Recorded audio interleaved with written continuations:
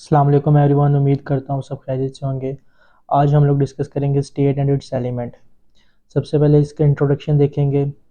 Introduction में ये है कि स्टेट जो है वो इंस्टीट्यूशन और सोशल है। जो भी सोशल इंस्टीट्यूशन है उनमें सबसे ज़्यादा पावरफुल और यूनिवर्सल इंस्टीट्यूट स्टेट है। ये एक नेचुरल इंस्टीट्यूशन है। बेसिकली स्टेट हाईएस्ट फॉर्म में है। जो भी लोग स्टेट में रह रहे हैं उसके जो बेसिकली नीड्स हैं उन्हें पूरा करने के लिए स्टेट का एग्जिस्टेंस है। नीचे इसकी डेरिवेशन है, ये ड्राइव हुआ है फ्रॉम द वर्ड स्टेटस। इसकी डेफिनेशन की बात की जाए तो इसको डिफरेंट जूरिस्ट ने अपने लिहाज से बयान किया गया है। यहाँ पे दो जूरिस्ट हैं, according to Woodrow Wilson and according to Aristotle. According to Woodrow Wilson, state is the people organized for law within a definite territory. State एक ऑर्गेनाइज्ड पीपल है, पीपल के साथ या पीपल के लिए ऑर्गेनाइज्ड किया हुआ एक इंस्टीट्यूशन है जो with in a definite territory है। According to Aristotle, union of families and villages having for its end a perfect and self-sufficing life by which is met by a happy and honorable। इसमें ये बात बयान की गई है कि जो स्टेट है वो यूनियन ऑफ फैमिलियर और यूनियन ऑफ विलेजेस है, कि कई सारे फैमिलीज या विलेजेस जब एक साथ आए हैं तब क्या हुआ, स्टेट है वो फॉर्म हुई। ठीक है, वो किस लिए हुई? परफेक्ट और सेल्फ सफिशिएंट लाइफ के लिए, उसके अलावा हैप्पी और ऑनरेबल लाइफ के लिए ये फॉर्म में आई। एलिमेंट ऑफ स्टेट, ये इसके चार मोस्ट इम्पोर्टेंट एलिमेंट्स हैं। इनके बगैर स्टेट का एग्जिस्टेंस होना नामुमकिन है। बारी बारी इनको डिस्कस करेंगे। पॉपुलेशन इसका फर्स्ट एलिमेंट है। In the absence of population the idea of any human organization can not be conceive. आबादी के बगैर किसी भी इंसानी ऑर्गेनाइजेशन का तस्वर नहीं है।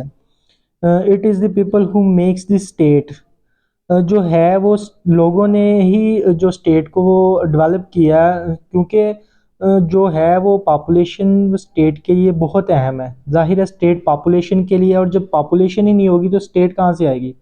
There are state with very small population, चाहे वो छोटी कोई पॉपुलेशन से बनी हुई स्टेट हो, चाहे वो बड़ी से हो। छोटी में कौन like Switzerland, Canada and other European countries. उसके अलावा जो बिग पॉपुलेशन है, जो लार्ज पॉपुलेशन है, वो उनमें इंडिया, चाइना को देखा जाए तो उनके पास भी स्टेट है।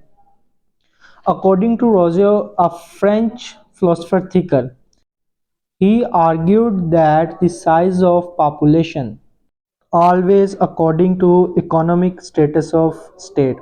जो है वो पॉपुलेशन का साइज वो उतना ही होना चाहिए जितना कि इकोनॉमिक स्टेट ऑफ स्टेट है।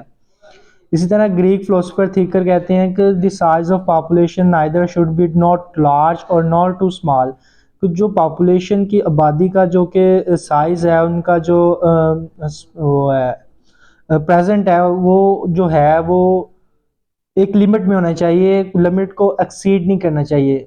इन एनी केस या इशू हो गया कोई कि जिसकी वजह से वो आउट ऑफ कंट्रोल होगी, पॉपुलेशन आबादी बढ़ना शुरू हो गई, तो उसके लिए जो है birth control measurement should be implement किया जाता है बर्थ कंट्रोल स्टेट की तरफ से। नीचे इसके टेरिटरी है जो कि second element of the state. There can be no state without fix territory. Fix territory के बगैर स्टेट कुछ भी नहीं है। People need territory live and organize themself socially and politically. लोगों को जगह की ज़रूरत है रहने के लिए और अपने आप को डेवलप करने के लिए, सोशलिटी और पॉलिटिकल लिहाज से। इसीलिए जो है वो स्टेट भी, टेरिटरी भी वो है, इम्पोर्टेंट है। Greek philosopher has about the concept of territory correspond regarding the population in city state, they preferred the city state with limited। ये तो भी यही कहा है कि जो है वो टेरिटरी वो लिमिटेड होनी चाहिए एक सिटी स्टेट के अंदर। ठीक है। Al Farabi, a Muslim philosopher considered a small city state as an ideal Muslim polity, however in this period there, इसमें ये बयान किया गया कि एक टेरिटरी लेते हैं जो 1000 स्क्वायर मील्स है, वो वहाँ पे एक यूरोप और मिडल ईस्ट का कब्जा है कुछ 100 स्क्वायर मील्स के ऊपर टेरिटरी के। All state house stand equal in the I of international law. एक जगह पे जो है वो मुस्लिम्स का कब्जा और एक जगह पे यूरोपियंस का है, लेकिन इंटरनेशनल लॉ सबके लिए बराबर है। नंबर थर्ड पे है government element, is the third element. ये भी इतनी इंपॉर्टेंट है जितनी कि टेरिटरी और पॉपुलेशन है। जो गवर्नमेंट है, there are no state without the government, government is the working agency of the state. जो गवर्नमेंट है वो वर्क करती है as a agency of the state, उसके लिहाज से वो एक्ट करती है। इस एजेंसी के जो है जो एजेंसी के थ्रू जो भी स्टेट के विल फार्मूलेट की जाती है, जो विल है वो फार्मूलेट की जाती है थ्रू द एजेंसी, इसको एक्सप्रेस्ड भी किया जाता है। According to C F Strong, किसी भी लॉ को बनाने के लिए स्टेट के पास एक एक्ट जो कि टेरिटरी सुप्रीम एक्ट होना ज़रूरी है, तो वो गवर्नमेंट है। ठीक है, नीचे इसके कंपोनेंट है लेजिस्लेटिव, एग्जीक्यूटिव और judiciary. Legislative formulate the will of the state, perform law making function. Actually जो लेजिस्लेशन है इसका काम ही लॉ बनाना है, और ये जो है वो मेजर इसका कंपोनेंट है, इसका काम है कानून बनाना। जबकि एग्जीक्यूटिव का ये काम है कि वो स्टेट जो भी लॉ बनाती है उसे अप्लाई करने का काम करती है, उसे इम्प्लीमेंट करती है। जबकि जुडिशरी का ये काम है कि वो लॉ मेकिंग और लॉ फार्मूलेट किया हुआ जो लॉ है उसको इंटरप्रेट करती है, डिस्प्यूट करती है। जो भी केसेस होंगे उन्हें उनमें लॉ को अप्लाई करने का काम करती है। At the end final element इसका ये है सेवेनिटी। Severity of the fourth element of the state. This is the severity of the state that discriminate in from all other type of human association and establishes its supremacy.